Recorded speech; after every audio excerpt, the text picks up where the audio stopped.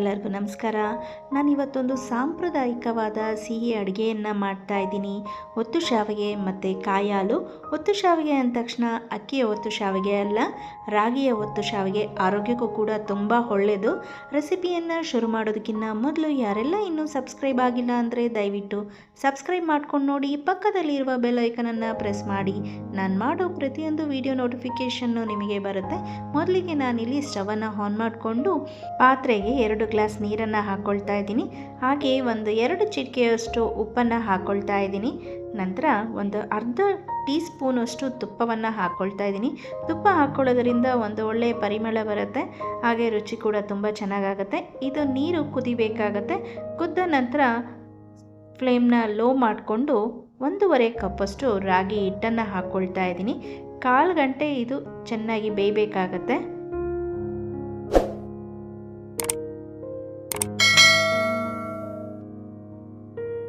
ಅಕ್ಕಿಯ ಒತ್ತು ಶಾವಿಗೆಗಿಂತ ರಾಗಿಯ ಒತ್ತು ಶಾವಿಗೆ ಆರೋಗ್ಯಕ್ಕೆ ಒಳ್ಳೆಯದು, ಹಾಗೆ ರುಚಿಯಾಗಿ ಕೂಡ ಇರುತ್ತೆ.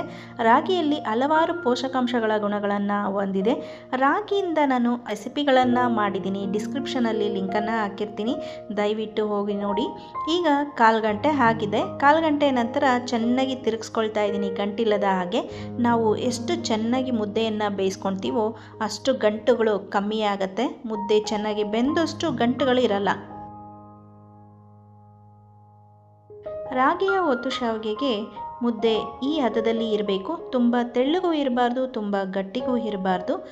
ನೋಡಿ, ಈಗ ಮುದ್ದೆ ರೆಡಿಯಾಗಿದೆ. ಇದು ಸ್ವಲ್ಪ ತಣ್ಣಗಾಗಲಿ, ನಂತರ ಇದನ್ನು ಚೆನ್ನಾಗಿ ನಾದ್ಕೋಬೇಕಾಗತ್ತೆ.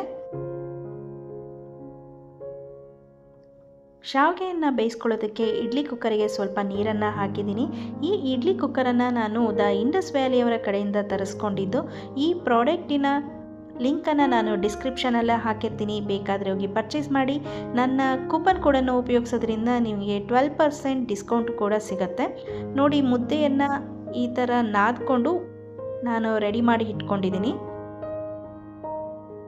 ಬಿಸಿ ಇದ್ದಾಗಲೇ ಶಾವಿಗೆಯನ್ನು ಬೇಗ ಒತ್ಕೊಳ್ಬೇಕಾಗತ್ತೆ, ಇಲ್ಲಾಂದರೆ ಮುದ್ದೆ ಗಟ್ಟಿಯಾಗತ್ತೆ. ನೋಡಿ, ಶಾವಿಗೆ ಪ್ಲೇಟನ್ನು ಹಾಕ್ಕೊಳ್ತಾ ಇದ್ದೀನಿ. ಸ್ವಲ್ಪ ತುಪ್ಪ ಹಾಕ್ಕೊಳ್ಳೋಣ. ಇದರೊಳಗೆ ಸುಲಭವಾಗಿ ಶಾವಿಗೆ ಇಳಿಯುತ್ತೆ. ಆಗ ನೀವು ಎಣ್ಣೆ ಬೇಕಾದರೆ ಹಾಕೋಬೋದು. ನಾನಿಲ್ಲಿ ತುಪ್ಪವನ್ನು ಹಾಕ್ಕೊಳ್ತಾ ಇದ್ದೀನಿ. ನನ್ನ ಎಲ್ಲ ರೆಸಿಪಿಗಳನ್ನ ಟ್ರೈ ಮಾಡಿ, ಹಾಗೆ ಹೇಗಾಗಿತ್ತು ಅಂತ ಕಮೆಂಟ್ ಮಾಡಿ. ನಾದ್ಕೊಂಡಂಥ ಮುದ್ದೆಯನ್ನು ನಾನು ಈ ಚಕ್ಲಿ ಗನ್ನಿಗೆ ಹಾಕ್ಕೊಳ್ತಾ ಇದ್ದೀನಿ. ಪೂರ್ತಿಯಾಗಿ ವಿಡಿಯೋವನ್ನು ನೋಡಿ, ಎಲ್ಲೂ ಸ್ಕಿಪ್ ಮಾಡಬೇಡಿ. ರೆಸಿಪಿ ಆಗಲೇ ಪೂರ್ತಿಯಾಗಿ ಗೊತ್ತಾಗೋದು. ರಾಗಿಯ ಒತ್ತು ಶಾವಿಗೆಯನ್ನು ಸ್ಟೀಮರ್ ಪ್ಲೇಟ್ನಲ್ಲಿ ಬೇಯಿಸ್ಕೊಳ್ಬೇಕಾಗತ್ತೆ. ಈ ಸ್ಟೀಮರ್ ಪ್ಲೇಟಿಗೆ ಸ್ವಲ್ಪ ತುಪ್ಪವನ್ನು ಸವರ್ಕೊಳ್ತಾ ಇದ್ದೀನಿ. ಈ ಪ್ಲೇಟ್ಗಳು ಕೂಡ ಇಡ್ಲಿ ಕುಕ್ಕರಿನ ಜೊತೆಯಲ್ಲೇ ಬಂದಿದ್ದು. ತುಪ್ಪವನ್ನು ಹಚ್ಕೊಂಡ ನಂತರ ಶಾವಿಗೆಯನ್ನು ಬಿಟ್ಕೊಳ್ಳೋಣ.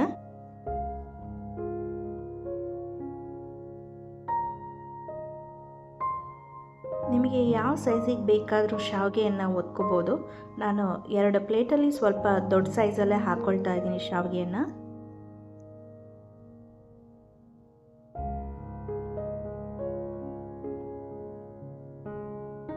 ಸ್ಟೀಮರ್ ಪ್ಲೇಟ್ಗಳು ಇಲ್ಲ ಅಂತ ಅಂದರೆ ತಟ್ಟೆ ಇಡ್ಲಿ ಪ್ಲೇಟ್ಗಳಲ್ಲಿ, ಇಲ್ಲ ಚಿಕ್ಕ ಇಡ್ಲಿ ಮಾಡ್ತೀವಲ್ಲ ಆ ಪ್ಲೇಟಲ್ಲಿ ಕೂಡ ಹಾಕೋಬೋದು.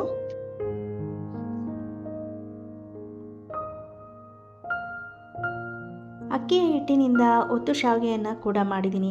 ಅದರ ಲಿಂಕು ಡಿಸ್ಕ್ರಿಪ್ಷನಲ್ಲಿ ಹಾಕಿರ್ತೀನಿ, ದಯವಿಟ್ಟು ಹೋಗಿ ನೋಡಿ. ನೋಡಿ, ಈಗ 2 ಪ್ಲೇಟಿಗೆ ನಾನು ಶಾವಿಗೆಯನ್ನು ಸ್ವಲ್ಪ ದೊಡ್ಡ ಸೈಜಲ್ಲೇ ಹಾಕ್ಕೊಂಡಿದ್ದೀನಿ. ಇದನ್ನು ಒಂದು 5ರಿಂದ 6 ನಿಮಿಷ ಬೇಯಿಸಿದ್ರೆ ಸಾಕು. ಏಕೆಂದರೆ 1/4 ಗಂಟೆ ನಾವು ಮುದ್ದೆಯನ್ನು ಬೇಯಿಸ್ಕೊಂಡಿರ್ತೀವಿ ಚೆನ್ನಾಗಿ.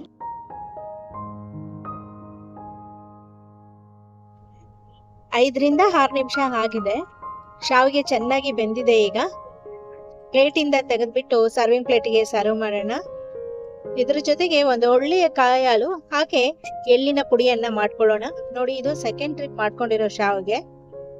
ಒಂದು ಪ್ಯಾನ್ ಅನ್ನ ಇಟ್ಕೊಂಡು 1 ಟೇಬಲ್ ಸ್ಪೂನ್ ಅಷ್ಟು ನಾನು ಕಪ್ಪು ಎಳ್ಳನ್ನ ಬಿಸಿ ಮಾಡ್ಕೊಳ್ತಾ ಇದ್ದೀನಿ. ಚಟಪಟ ಅಂತ ಬಿಸಿ ಆಗ್ಬೇಕು ಇದು.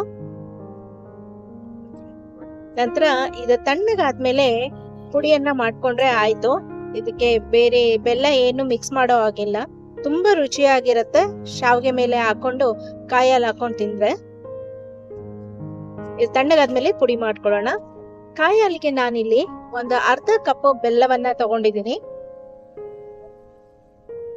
ಹಾಗೆ 1 ಕಪ್ ನೀರನ್ನ ಹಾಕೊಂಡಿದ್ದೀನಿ. ಬೆಲ್ಲದ ಪಾಕ ಬರೋ ಅವಶ್ಯಕತೆ ಇಲ್ಲ, ಬೆಲ್ಲ ಕರಗೋದ್ರಷ್ಟೇ ಸಾಕು.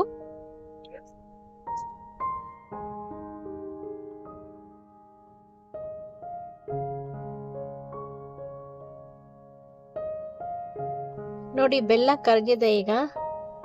ಈಗ ಫ್ಲೇಮ್ ಅನ್ನ ಆಫ್ ಮಾಡಿಬಿಟ್ಟು ಕಾಯಿ ಹಾಲಿಗೆ ಕಾಯನ್ನ ರುಬ್ಕೊಳ್ಳೋಣ. ನಾನು ಅರ್ಧ ಹೋಳ್ ಕಾಯಿನ ತುರಿದು ಇಟ್ಕೊಂಡಿದ್ದೀನಿ.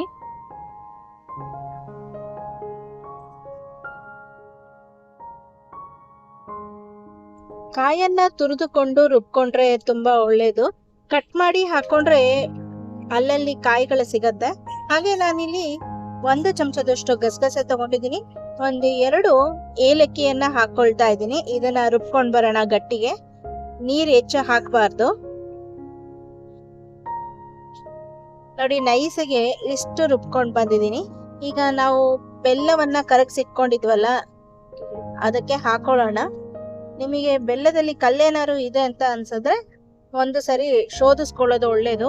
ಈ ಬೆಲ್ಲ ಕ್ಲೀನ್ ಆಗಿತ್ತು, ಹಾಗಾಗಿ ನಾನು ಅದಕ್ಕೇನೆ ಕಾಯನ್ನ ಹಾಕೊಳ್ತಾ ಇದ್ದೀನಿ. ಕಾಯಿ, ಗಸಗಸೆ, ಏಲಕ್ಕಿಯನ್ನ ಹಾಕಿ ರುಬ್ಕೊಂಡಿದ್ನಲ್ಲ ಅದನ್ನ 1 ಕುದಿ ಬಂದ್ರೆ ಸಾಕು. ಹೆಚ್ಚು ಕುದಿಸೋ ಅವಶ್ಯಕತೆ ಇಲ್ಲ. 1 ಕುದಿ ಬಂದ ತಕ್ಷಣ ಫ್ಲೇಮ್ ಅನ್ನ ಆಫ್ ಮಾಡುತ್ತೆ, ಆಯ್ತು. ಕಾಯಿ ಹಾಲು ರೆಡಿ ಆಗತ್ತೆ. ಇದು ಹೋಳಿಗೆಗಾಗಿರ್ಬೋದು, ಸಿಹಿ ಕಡುಬಿಗಾಗಿರ್ಬೋದು, ಒತ್ತು ಶಾವಿಗೆಗೆ ತುಂಬಾ ಚೆನ್ನಾಗಿರುತ್ತೆ, ತುಂಬಾ ರುಚಿಯಾಗಿರುತ್ತೆ. ಹಾಗೆ ನಾನೆಲ್ಲಾ ರೆಸಿಪಿಗಳನ್ನ ಟ್ರೈ ಮಾಡಿ ಹೇಗಾಗಿತ್ತು ಅಂತ ಕಮೆಂಟ್ ಮಾಡಿ. ರಾಗಿಯ ಒತ್ತು ಶಾವಿಗೆ, ಎಳ್ಳಿನ ಪುಡಿ, ಕಾಯಿ ಹಾಲು ರೆಡಿಯಾಗಿದೆ. ಸರ್ವಿಂಗ್ ಪ್ಲೇಟಿಗೆ ಸರ್ವ್ ಮಾಡೋಣ. ಬಿಸಿ ಬಿಸಿ ಇದ್ದಾಗ ತಿಂದರೆ ತುಂಬ ರುಚಿಯಾಗಿರುತ್ತೆ. ಈ ರೆಸಿಪಿ ನಿಮಗೆ ಖಂಡಿತವಾಗ್ಲೂ ಇಷ್ಟ ಆಗಿದೆ ಅಂತ ಅಂದ್ಕೊಂಡು ನಾನು ಇಲ್ಲೇ ರೆಸಿಪಿ ಬ್ಲಾಗ್ನ ಮುಗಿಸ್ತಾ ಇದ್ದೀನಿ. ಮತ್ತೊಂದು ಹೊಸ ರೆಸಿಪಿಯೊಂದಿಗೆ ಸಿಗ್ತೀನಿ. ಇಷ್ಟ ಆಗಿದ್ರೆ ದಯವಿಟ್ಟು ಲೈಕ್, ಶೇರ್, ಸಬ್ಸ್ಕ್ರೈಬ್ ಮಾಡಿ, ಕಮೆಂಟ್ ಮಾಡೋದನ್ನ ಮರಿಬೇಡಿ. ಧನ್ಯವಾದಗಳು.